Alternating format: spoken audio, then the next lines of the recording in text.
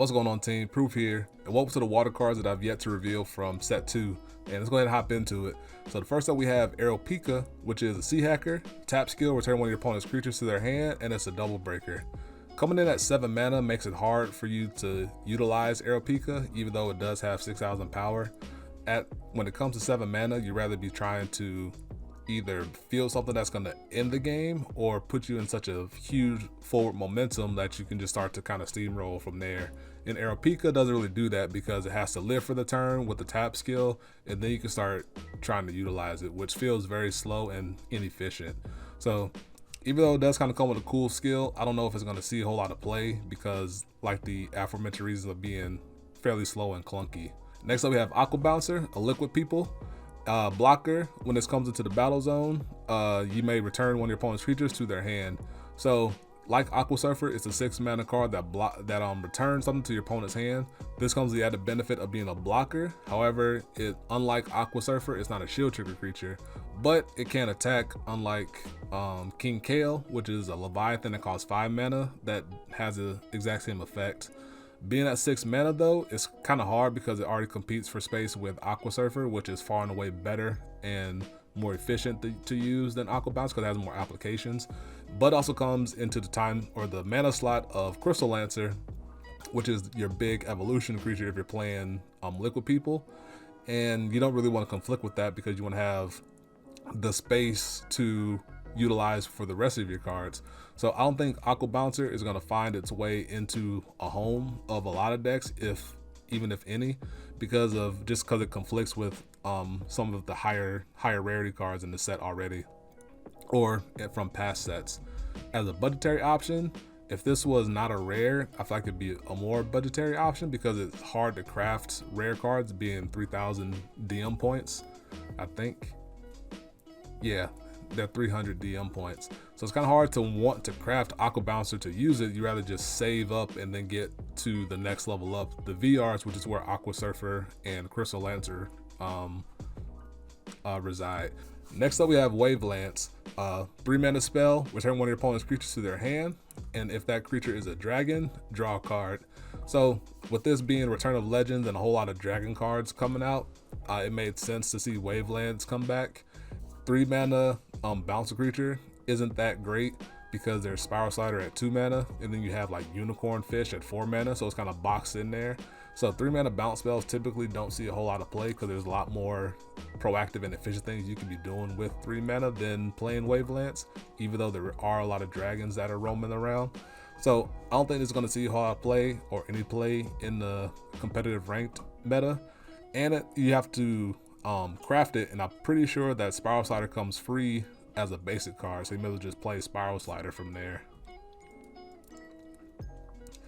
Next up we got Neon Cluster, Cyber Cluster, tap skill, draw 2 cards. So being in the home of water where drawing cards are aplenty, I don't think Neon Cluster is going to see a whole lot of play, and Cyber Clusters aren't really a prime evolution race at the moment.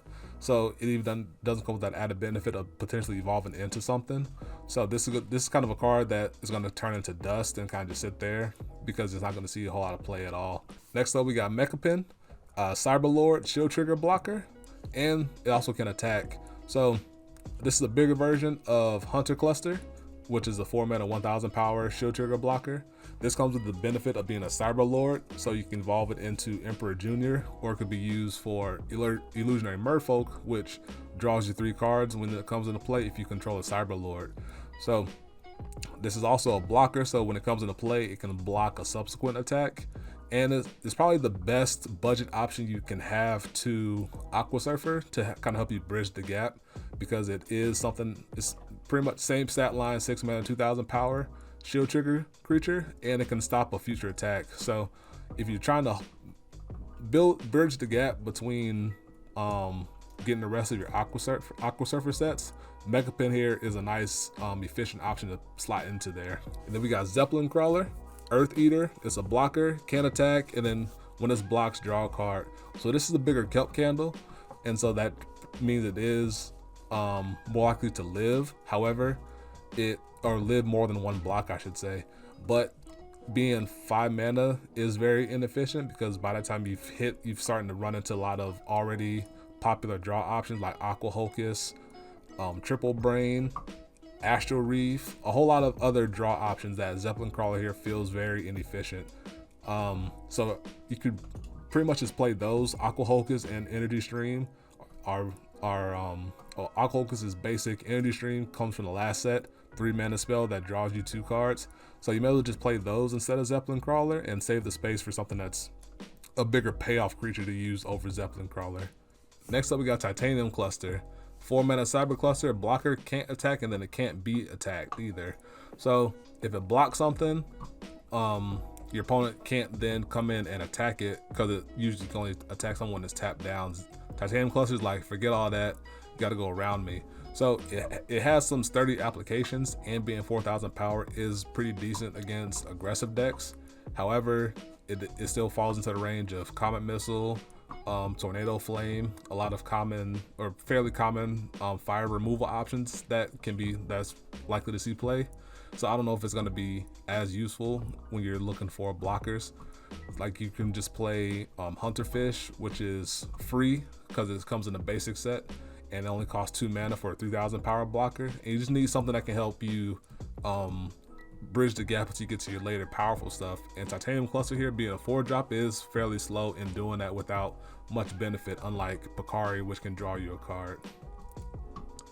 Then we got Candy Cluster here. Cyber Cluster can't be blocked.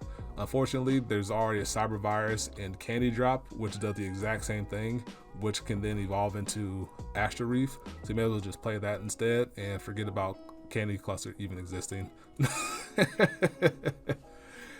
And then next up we have Sham Jelly, which me and people in the Discord kind of gave it a nickname of Sham Jelly, because it kind of looks like it's a cyber virus, kind of like a fake jellyfish.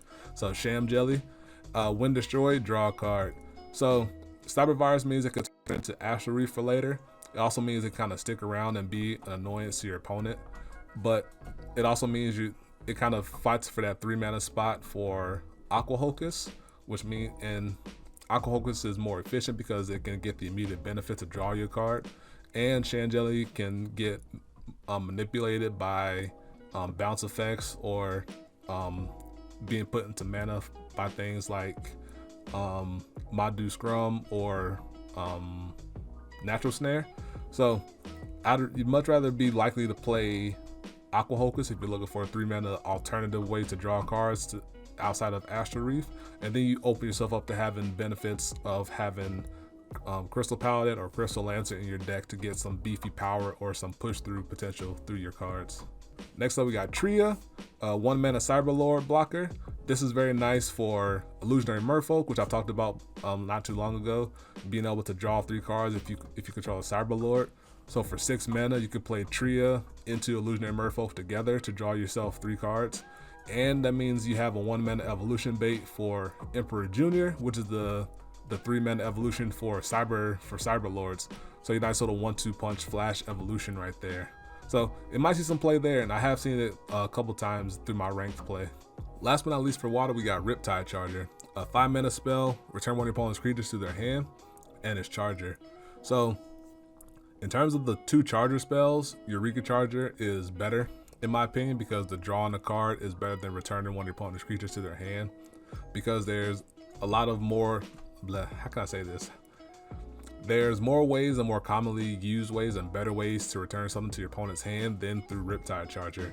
So you got Spiral Slider, Unicorn Fish, of course Aqua Surfer. Those things probably get you more benefits than Riptide Charger can, even though it can accelerate you to 6 or in the future 7 mana to play something. I'd rather use my 5 mana turn on something that's a little more proactive in use, maybe like a Triple Brain to draw 3 cards instead, something like that. So it might see some small use, maybe as a 2-of somewhere, but you're more likely to see Eureka Charger than Riptide Charger. So that'll do it for the water cards that I haven't yet talked about. Yeah, hope you enjoyed. Look out for more in a little bit, because I'm going to be coming right back to you with the next civilization. So I'll see you in the next one. Peace. Be easy. Listen.